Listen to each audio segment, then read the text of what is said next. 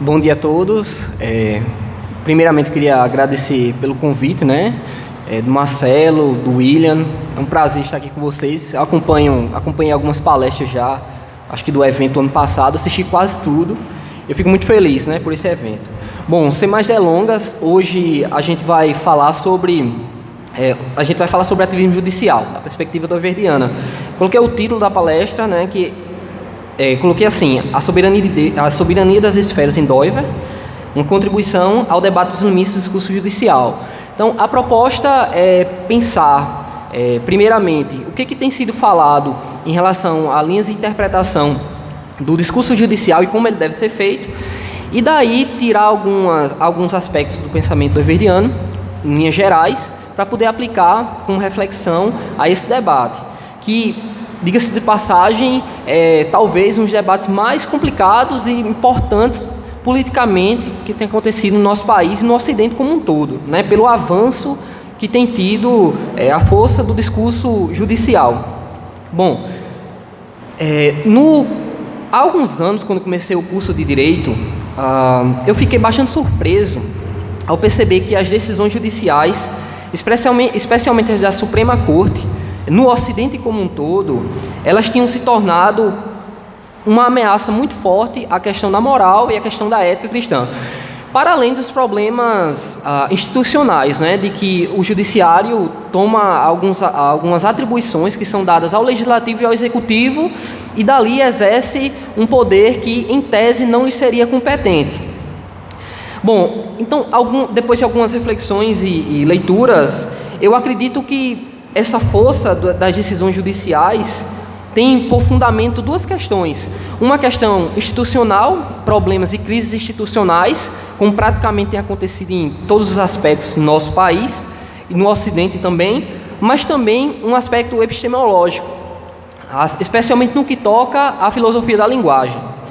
Bom, eu acredito e eu tenho visto que muitos reformados ou até mesmo conservadores propriamente têm reagido a isso de maneira assim um pouco problemática, de modo que não são escutados quando reagem, ou citando-se a necessidade de voltar para o século XVIII para nós termos uma interpretação de acordo com o século XVIII, com a escola da exegese ou algo dessa natureza, ou citando argumentos de autoridade baseado em Scalia, que era um conservador da Suprema Corte norte-americana, mas que também tem alguma dificuldade dentro do debate que tem ocorrido entre a teoria da argumentação jurídica, ou até mesmo ultrajando as pessoas dos juízes, como sendo pessoas que querem o poder, digamos. Então, esse tipo de reação, ele acaba não chegando realmente ao ouvido dos debates da teoria da argumentação e acaba não contribuindo positivamente nesse debate. Então, eu acredito que nós precisamos ter uma leitura melhor do que está acontecendo, certo? Perceber o problema institucional, sim, perceber o problema epistemológico, daí darmos uma resposta. E, nesse sentido, o Doiver pode nos ajudar bastante.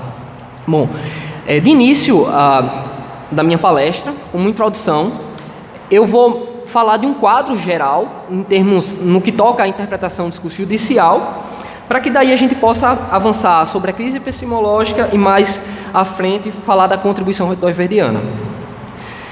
Duas abordagens, basicamente, têm sido muito presentes nos dias de hoje. Eu trato essas duas abordagens como tipos puros, algo meio que weberiano, no sentido de que a gente abstrai um pouco para poder daí tirar alguns termos médios do que tem acontecido de fato.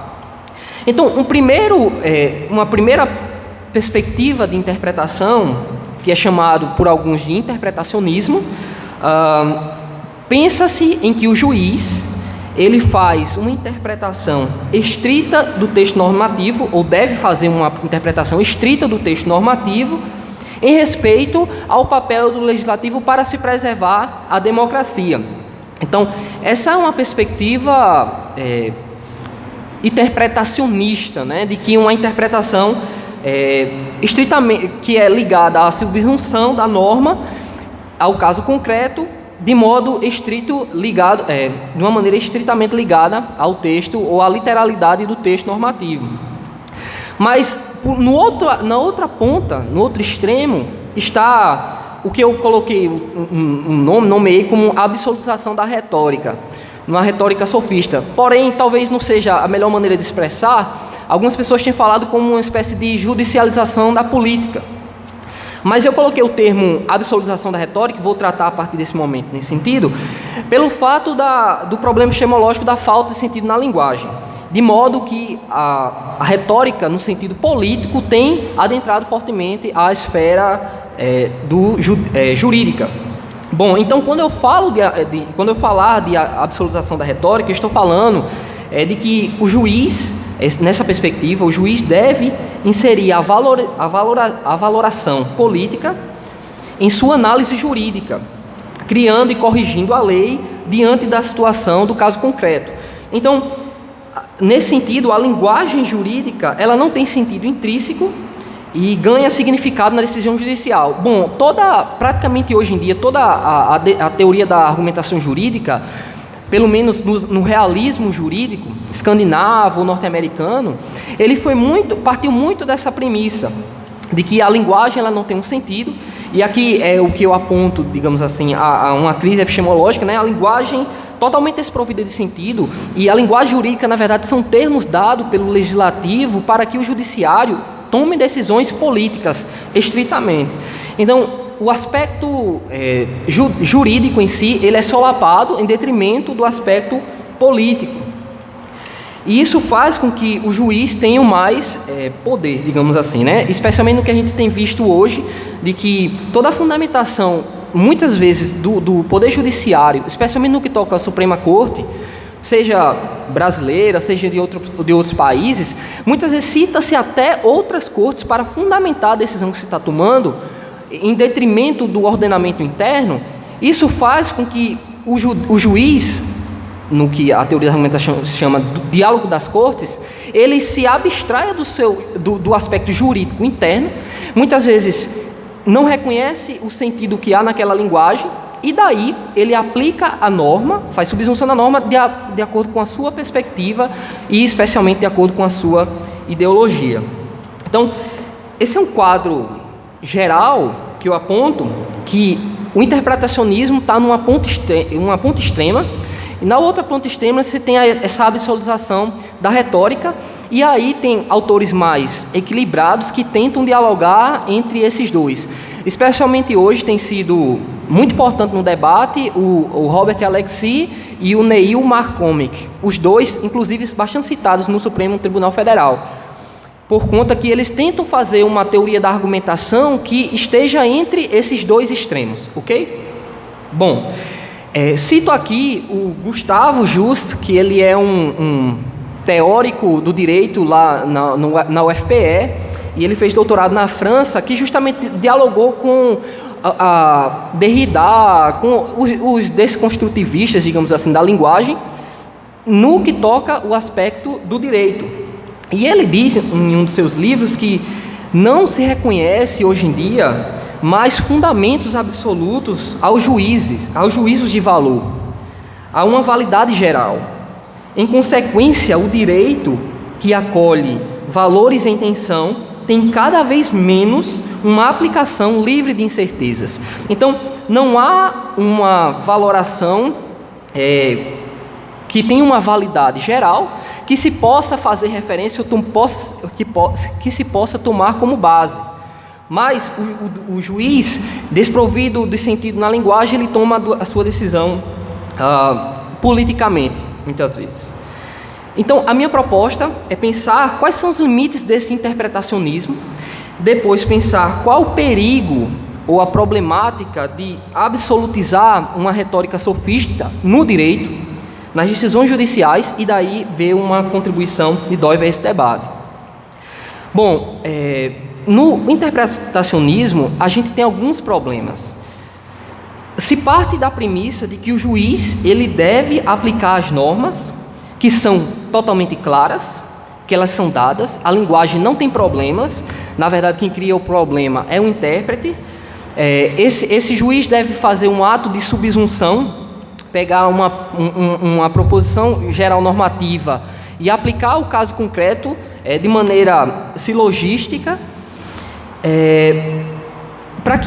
de modo que isso rege todos os casos. O sistema do direito ele é completo, ele tem alguns problemas de lacuna que podem ser complementados com normas semelhantes entre si, mas que não falta ao direito, ou não tem esse problema que se alega do outro lado, de problema de linguagem, ou se tem problema de que os princípios, por exemplo, não são tão claros, ou que a norma não é tão clara. Bom, argumentos favoráveis em relação a isso são os de que se garante com isso a legitimidade democrática da decisão, de modo que o legislativo faz a norma, cria a norma, e o judiciário só aplica a norma ao caso concreto, todo mundo se respeita e as instituições caminham muito bem, obrigado. Além disso, o ordenamento jurídico ele é completo. Então, se argumenta de que o ordenamento jurídico em si dá todos os fundamentos para um Estado de direito democrático e que os cidadãos consigam seus direitos, assim como o judiciário possa decidir em toda e qualquer circunstância, inclusive nos hard cases, nos casos mais difíceis. Bom, a crítica das principais que se faz, por outro lado, do pessoal da teoria da argumentação, nessa linha mais sofista, política do direito, são as de que o sentido dos princípios varia ao ser interpretado no caso concreto. Então, o princípio da dignidade da pessoa humana, ele é aplicado no caso X de um jeito, e de outro jeito ele é aplicado, em outro caso ele é aplicado de um jeito, muitas vezes até contraditório ao primeiro. Além disso, se critica esse interpretacionismo, porque em dizendo-se que nem toda norma tem significado claro, e muitas vezes a norma depende de conteúdo fora da decisão. Então, a norma ela precisa de um fundamento, às vezes filosófico, um fundamento moral, ético, de outro ideológico, certo? Em outro lugar, senão aquilo que está expresso no texto legal. De modo que se busca o sentido da norma em outro aspecto, aspecto da realidade, na cultura, na ideologia, enfim.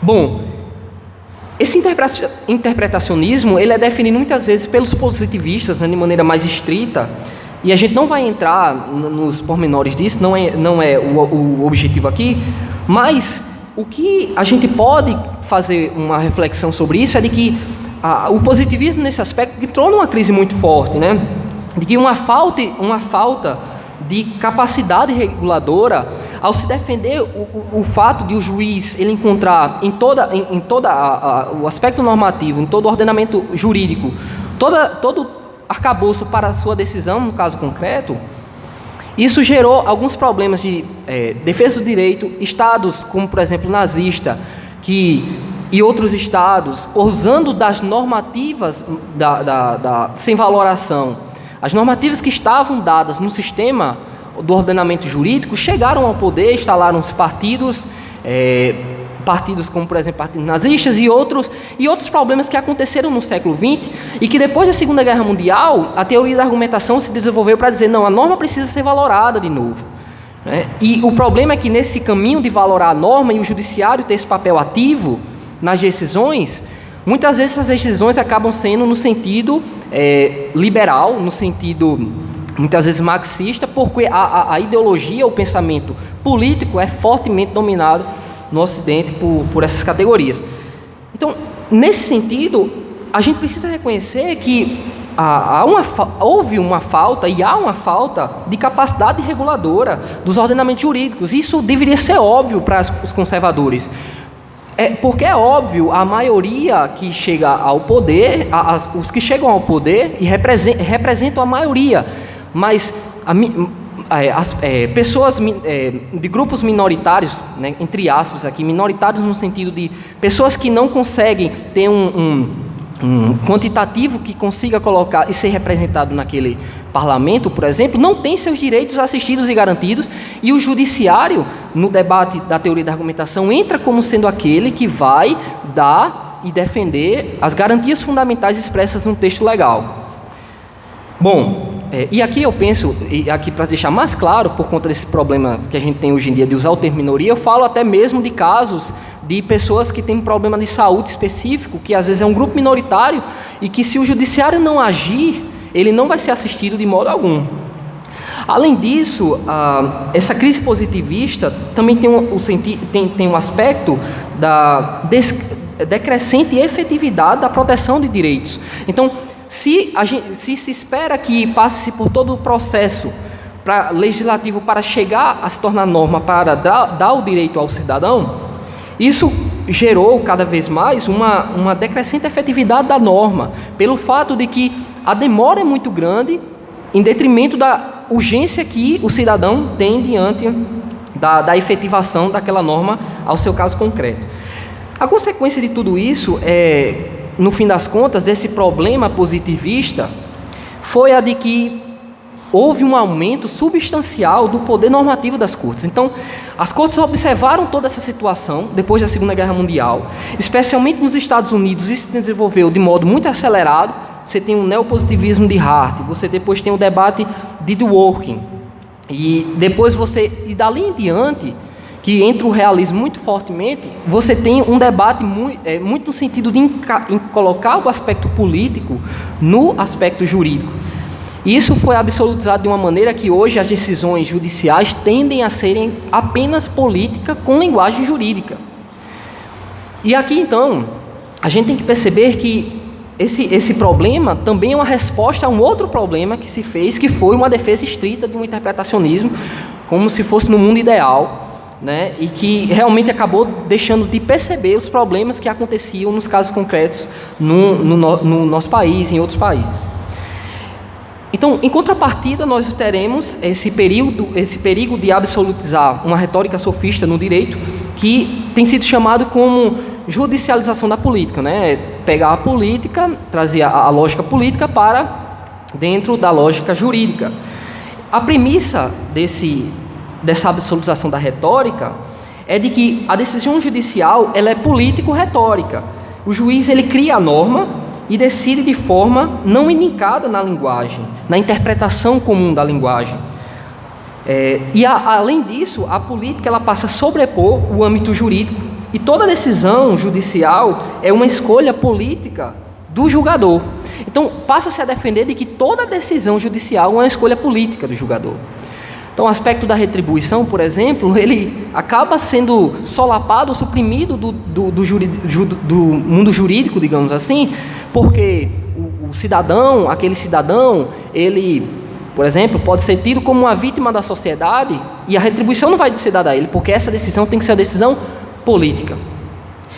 Então, isso cria vários problemas. Mas aqui, fazendo um rápido percurso jurisprudencial, doutrinário, enfim, eu falo rapidamente de esse debate. Ele data antes disso, do século XX, né? A gente encontra, por exemplo, em Ferdinand Lassalle, se eu não me engano, ele é jurista polonês, influenciou fortemente o direito constitucional do século XX, mas ele tem um texto, né, o que é a Constituição, uma Constituição, em que ele defende que a Constituição é um pedaço de papel que sucumbe perante os fatos sociais. E as decisões constitucionais, então, passam a ser política. Na verdade, as decisões constitucionais são decisões políticas. Aí, já no século XX, a gente vai ter também um jurista alemão, Harbelin, whatever, I don't know, não sei como pronuncia, mas em que ele diz que, como todos participam da interpretação constitucional na sociedade, na verdade, todos devem participar da interpretação constitucional da sociedade, os critérios eles devem ser abertos e plurais na interpretação. A interpretação ela vai depender da democracia. A teoria da interpretação está ligada à teoria democrática, porque a teoria da interpretação ela não tem um fundamento que dê base para as decisões ou o sentido da linguagem. Ela precisa da democracia, por quê? Porque a finalidade do poder judiciário é estabilizar as relações. Então, o que a decisão toma lá na frente, na consequência, é uma decisão de consequência, né? Toma por base aquilo que vai acontecer mais lá na frente, parece uma coisa meio maquiavélica, né? De que a ética é baseada, ou a decisão é baseada no resultado, Aí sim, o judiciário interpreta a norma de acordo com a teoria da democracia. Bom, então a interpretação para esse jurista depende, na verdade o tribunal ele então passa a ter o papel apenas de controlar a participação dos intérpretes no debate. E a interpretação ela pode ser cada vez mais elasticizada, né, expandida, para que se alcance os interesses de estabilizar as relações sociais. Alf Ross, um teórico do direito extremamente importante nesse debate do século XX, um realista escandinavo, ele defendia que o direito, e ele influenciou fortemente os juristas no Ocidente, e preste bem atenção que ele defendia, que o direito são as normas que operam na mente do juiz, porque ele as sente como socialmente obrigatórias e as acata. O juiz ele decide e busca uma argumentação ideológica, jurídica, que justifique sua decisão. A decisão, então, provém da vontade do magistrado.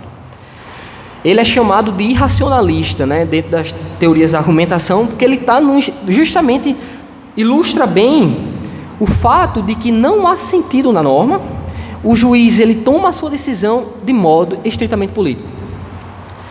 Bom, e essa lógica ela é tão interessante porque você vê, por exemplo, Barroso, inclusive, já declarou de público: olha, eu muitas vezes estou em casa, eu decido o caso que eu vou que eu estou me aprontando ainda para ir para a Suprema Corte, eu decido o que eu vou fazer, a minha decisão, e quando eu chego lá, eu vou procurar as normas jurídicas para fundamentar a minha decisão. Percebe? Então, é mais ou menos nessa linha que tem se defendido, que tem se trabalhado a teoria da argumentação. E ela, de modo geral, tem sido abarcada ou tem sido debatida nesses termos.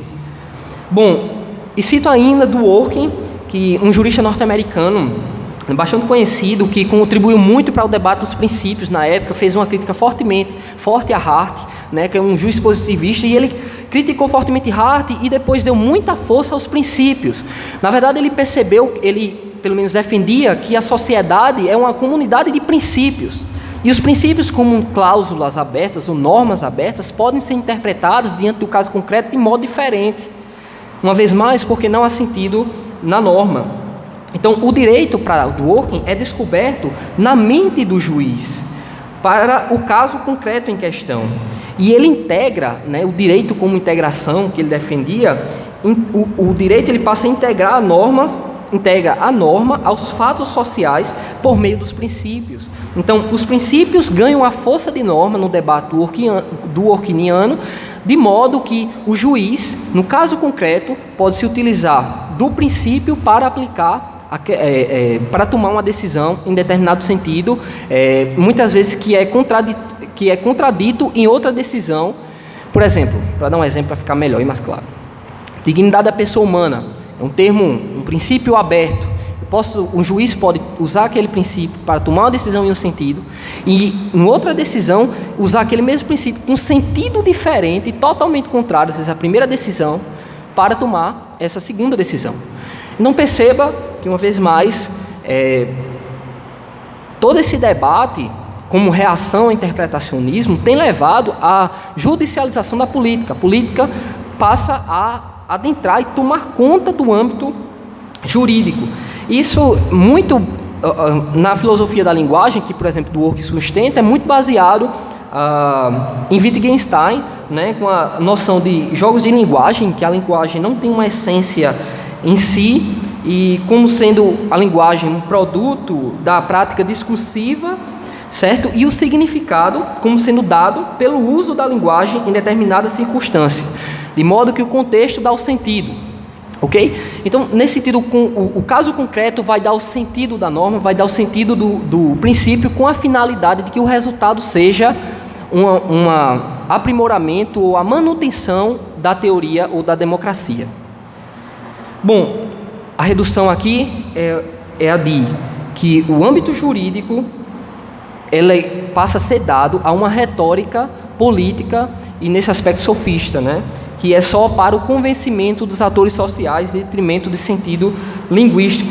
Cito ainda Schopenhauer, quando ele diz que diante de um tribunal, só há a disputa entre autoridades e afirmações de autoridade. O debate é sobre disputas de autoridade.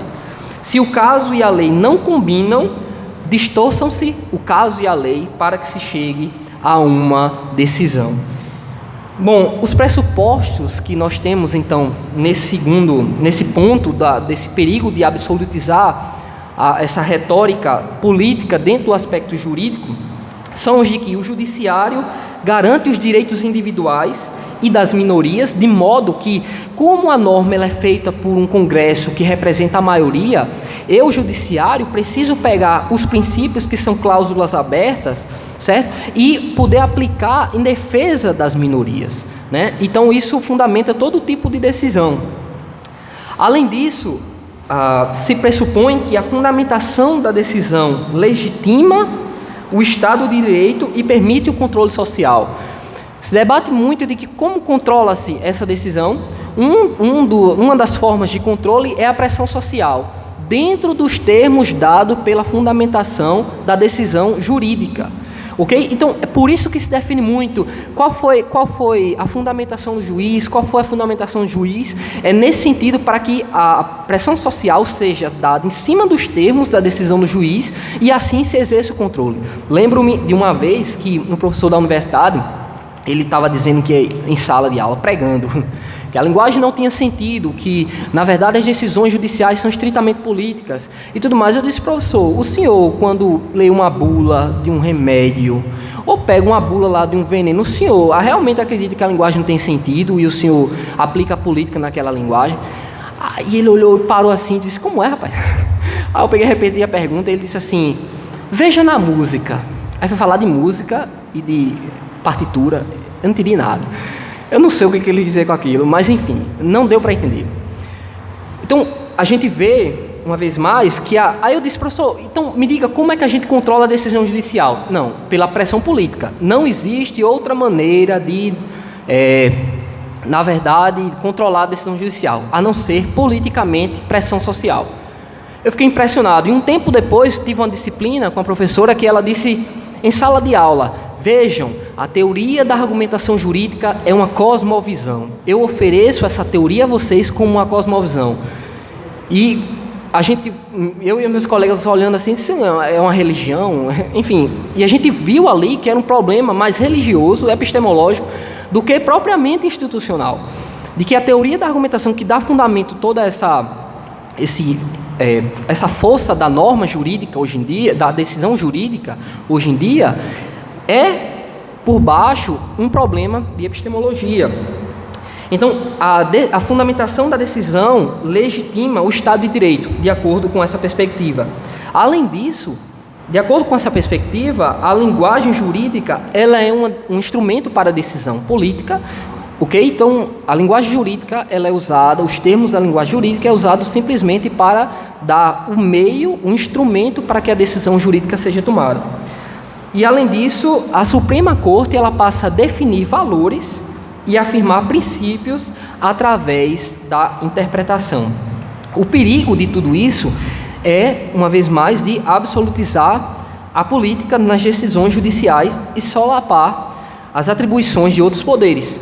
Então, a gente vê vários tipos de crises. Eu cito, por exemplo, decisões, salvo engano, no ano passado, em que o Supremo, uma decisão monocrática, a gente tem um problema muito forte no Brasil, que é o seguinte, no Brasil existe, na verdade, 14 Supremos Tribunais Federais. São 11 ministros, eles podem tomar decisões monocráticas, né? Um deles pode tomar uma determinada decisão, o outro uma decisão em sentido contrário, como aconteceu esse ano, quando o Fachin mandou que um deputado fosse preso, não sei se foi Maluf, foi preso e o Toffoli pega e não manda ele cumprir a pena em casa. Aí depois junta-se o plenário para dar uma decisão, digamos assim, como se fosse uma força maior. Então, a gente tem 11 ministros tomando decisões monocráticas, tem 2 turmas que dividem esses ministros, que tomam decisões também, entre elas, e além, você tem um plenário, então você tem 14 Supremos Tribunais Federais no Brasil, quando, na verdade, em outros países, por exemplo, a Itália, os juízes tomam a decisão de modo mais reservado, fundamenta a decisão da Suprema Corte e ali a decisão está tomada. Então, a ratio decidendi, ou seja, a razão de decidir daquele tribunal é dado num acórdão com base numa argumentação mais sólida de uma Suprema Corte de si naquele sentido, e não no nosso país, em que a decisão do acórdão, ela vem muitas vezes em si, praticamente, né, a pessoa lá que é responsável, ela copia tudo e organiza tudo o que foi dito. Barroso disse, a fundamentação sobre o casamento homoafetivo é tal, e o fulano e tal usou o princípio tal, e ali vai descrevendo o que o juiz disse. Então, qual é a razão de decidir? Depende do juiz. Como é que você estuda isso? Como é que controla isso? Então, como é que eu controlo num país, politicamente, 14 Supremos Tribunais Federais? Isso é uma anarquia, isso é uma ditadura do judiciário, certo? Que se decide de cima para baixo e ponto, e acabou-se. Bom, então, esses são os termos gerais do debate que tem acontecido, né? E até mesmo, aí, por outro lado, tem essa tentativa de voltar ao interpretacionismo, o positivismo, de maneira mais estrita, como se fosse uma solução também, a melhor das soluções para o que tem acontecido. Mas eu lembro que nós estamos numa sociedade extremamente complexa, certo? Que o direito, pelo menos dentro do nosso ordenamento, ele deve se prestar a todas as pessoas que assim tenham suas garantias asseguradas nos textos legais, porque se nós não defendermos isso, se nós também poderemos ser um dia um grupo em que nosso direito também possa ser que não seja defendido durante do judiciário. Bom, enfim, esse debate é extremamente complexo, há muita coisa a se falar sobre isso, né? Mas tem se debatido muito sobre alguns limites para a decisão judicial. E aqui eu cito rapidamente, não vou me demorar nisso, mas tem se dito que é preciso exigir mais racionalização das decisões. Além disso, que é preciso se debater mais e persuadir melhor. Além disso, tem se dito que é preciso conseguir um consenso, e é sempre um consenso nos termos de uma ideologia que geralmente é contrária a conservadores, né? Que é contrária, inclusive, à ética e à moral judaico-cristã. Tem se debatido também, e essa é uma maneira muito forte que tem adentrado no judiciário, que é o cálculo econômico, que no judiciário chama princípio da reserva do possível, em que o judiciário toma uma decisão se for economicamente possível e viável que aquela decisão seja efetivada. Então, para resolver o problema jurídico, eu trago não só o problema, o aspecto político, mas eu trago também o aspecto econômico para dentro da decisão judicial. E assim eu controlo e racionalizo a decisão judicial. Então, esses limites que se tem discutido as decisões judiciais têm se mostrado insuficientes. A gente vê a nossa crise hoje em dia tem sido forte, e há vários exemplos nesse sentido que podem ser dados, ok? Mas me interessa falar no sentido positivo, e eu acho que a gente poderia, né, ser uma linha interessante de desenvolver mais estudos quanto a isso, como a perspectiva doiverdiana, né, a filosofia doiverdiana pode ser aplicada a esse debate do ativismo judicial. Bom, a gente não sofre, dentro dessa filosofia doiverdiana, do problema epistemológico, né? Deus é fundamento de todas as coisas. Além disso, Doiver, ele, na perspectiva da soberania das esferas, pensa que cada aspecto modal, o aspecto da realidade, tem um núcleo de significado, que um é relativo ao outro, mas que um não pode ser absolutizado sobre o outro, para que você não tenha problemas institucionais, sociais, enfim. E principalmente que isso seria também uma forma de rebelião contra a própria criação divina. Então, eu cito aqui precisamente que o jurídico tem o aspecto nuclear da retribuição, que isso não pode, em nome da política, eu absolver um réu. E impressiona que, inclusive, cristãos conservadores, em nome da política, defendem, em alguns casos, de se absolver aquele réu, quando na verdade é necessário que haja a retribuição por parte do aspecto jurídico. Além disso, O aspecto linguístico, que tem um significado simbólico, bom, que já entra na filosofia da linguagem, de modo que estou afirmando aqui que não pode haver o reducionismo, não pode haver uma absolutização de um aspecto desse sobre o outro, e que o núcleo jurídico ele deve ser preservado. A retribuição ela se expressa como harmonização de uma multiplicidade de interesses, evitando o excesso de interesses especiais em detrimento de outros interesses. E que cada relacionamento social, seja Estado, seja igreja, seja o aspecto jurídico em si, tem a sua lei interna dispondo de uma estrutura específica em sua soberania. Ok? Eu estou passando bem rapidamente porque vocês, enfim, sabem bastante sobre o assunto. E que, nesse aspecto, o Estado, que ele tem o poder de polícia, ele deve manter, realmente, as esferas sujeitas às próprias leis soberanas, através de análise da situação, no caso concreto, de modo não reducionista. Bom, então como essas breves e rápidas linhas podem contribuir para serem aplicadas a esse debate do ativismo judicial, né? Queira dizer, isso aqui é interessante porque um colega meu ele disse assim, não existe ativismo judicial, porque o ativismo judicial é um termo que pressupõe que existe, que a norma deve ser interpretada positivamente, no sentido positivista, de modo que a norma ele é uma regra específica que tem todo sentido, que deve ser respeitada. E meu colega diz, olha, está vendo que não existe o ativismo judicial? Eu não aceito essa premissa. Então, é bem por aí que essa absolutização da política no direito tem caminhado. Então, como proposta para pensar sobre os limites ao ativismo judicial, de uma perspectiva doiverdiana, reformacional, nós podemos afirmar que o judiciário ele deve respeitar as esferas de soberania dos aspectos estruturais da realidade e sociedade. Então, uma decisão judicial, ela precisa pensar e refletir sobre que aspectos da sociedade está se tratando no caso concreto. Como respeitar, a partir daquela decisão judicial, aquela instituição, aquela esfera de soberania, e não tentar fazer com que a política, por meio judiciário, adentre aquela esfera de soberania. Como isso na prática, por exemplo, não tomar decisões de um aspecto político-ideológico que adentre, e usando o judiciário para adentrar a esfera moral e a esfera, por exemplo, familiar, por exemplo. Além disso, o juiz ele pode agir com criatividade, e isso é interessante, isso aqui eu extraio um pouco lá do Guilherme de Carvalho, quando ele fala um pouco sobre o pensamento doiverdiano na questão jurídica em si, e que Doiver ele permitia no seu pensamento, digamos assim, que o juiz, ele entendia na verdade no seu pensamento que o juiz pode agir com criatividade no caso concreto, sem reduzir ou suprimir estruturas individuais da sociedade.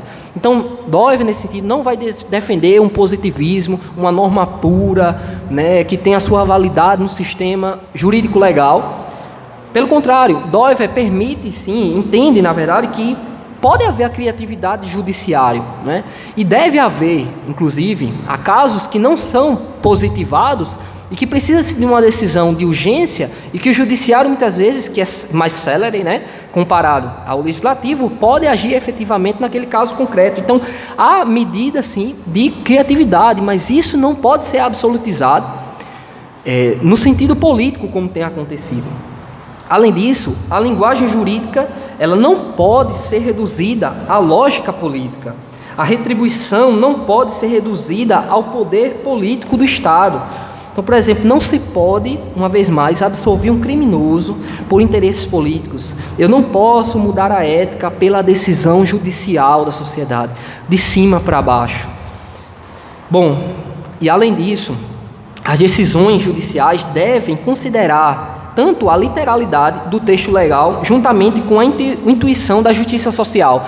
E esse é um ponto complicado, né, desses termos que Guilherme Carvalho usa, né, para falar do pensamento doiverdiano, por conta da subjetividade do termo intuição, certo? E também de como se interpretar o que é literalidade numa sociedade complexa como a nossa. Bom, intuição, basicamente, nesses termos, é entendido como sendo a lei somado à noção de justiça social intuitiva no caso concreto.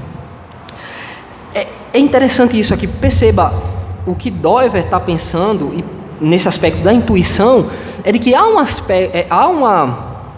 um juiz naturalismo no ser humano, ou seja, um aspecto jurídico já, digamos assim, das normas, que Deus criou aquele ser humano, que ele deve, por natureza, entender para respeitar. Normas básicas, senão a sua intuição nesse aspecto, ele, por essa intuição de ser criado à imagem e semelhança de Deus, ele deve tomar aquela decisão respeitando esse aspecto intuitivo e considerando a literalidade da norma.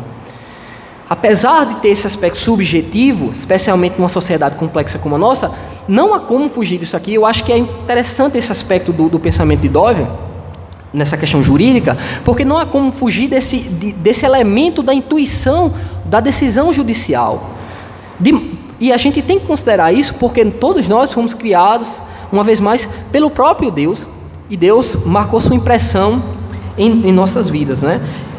Mesmo em pessoas caídas, a graça comum preserva elementos da criação divina. Bom, então, as decisões, elas devem considerar tanto a intuição de justiça básica, quanto a literalidade da norma. E a literalidade eu falo entendida como sentido comum da norma. O legislativo colocou aquela norma ali naquele sentido comum, usual, e o judiciário não tem a autoridade ou a autonomia de usar aquela norma do jeito que quer. Se você pegar qualquer livro desses da teoria da argumentação, eles claramente dizem que não reconhecem a autoridade do legislativo, que em tese daria o fundamento à norma. Não se reconhece mais essa autoridade, mas reconhece apenas a linguagem para a decisão política, ok? Então, a linguagem acaba perdendo o seu sentido basilar. Então, o interpretacionismo é um racionalismo, uma crítica já no primeiro ponto lá, eu volto para fazer essa crítica, já que muitos conservadores defendem essa noção interpretacionista estrita, mas eu queria apenas dizer que o interpretacionismo ele é um racionalismo da linguagem, ou seja, é tentar fazer com que a linguagem seja totalmente racionalizada, de modo que ela consiga garantir o sistema democrático. E isso acaba enfraquecendo o sistema jurídico, porque há decisões que precisam, uma vez mais, do aspecto da criatividade. Então, o projeto iluminista de racionalizar todas as coisas, de reduzir todas as coisas à razão, não é uma solução cabal para os nossos problemas de hoje, certo? Então, o método lógico-dedutivo não resolve todos os casos concretos, nem garante a democracia, com todos os seus problemas que temos. E eu termino afirmando, para quem não dormiu, que esse debate todo ele é uma crise epistemológica, né? uma falta de fundamentos realmente, tanto para a linguagem, tanto para as instituições, tanto para as decisões, de modo que tem se absolutizado um aspecto modal para fundamentar, e nesse caso o aspecto modal absolutizado muitas vezes tem sido a política, para fundamentar e justificar decisões.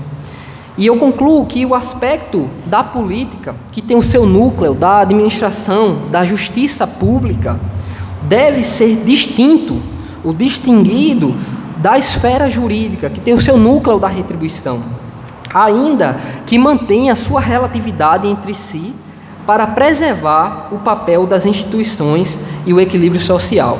Então, eu acredito que é necessário, obviamente, desenvolver essa reflexão cada vez mais, mas eu acredito que Doiver, nesse aspecto, ele pode oferecer um instrumental muito interessante, né, para a gente pensar como a sociedade e também como o sistema judiciário e legislativo podem preservar sua independência, certo? Mas ainda assim preservar um objetivo de bem comum social, com todas as dificuldades e percalços que nós temos numa democracia de homens falhos e pecadores. E eu agradeço a atenção de vocês. É isso. Marcelo.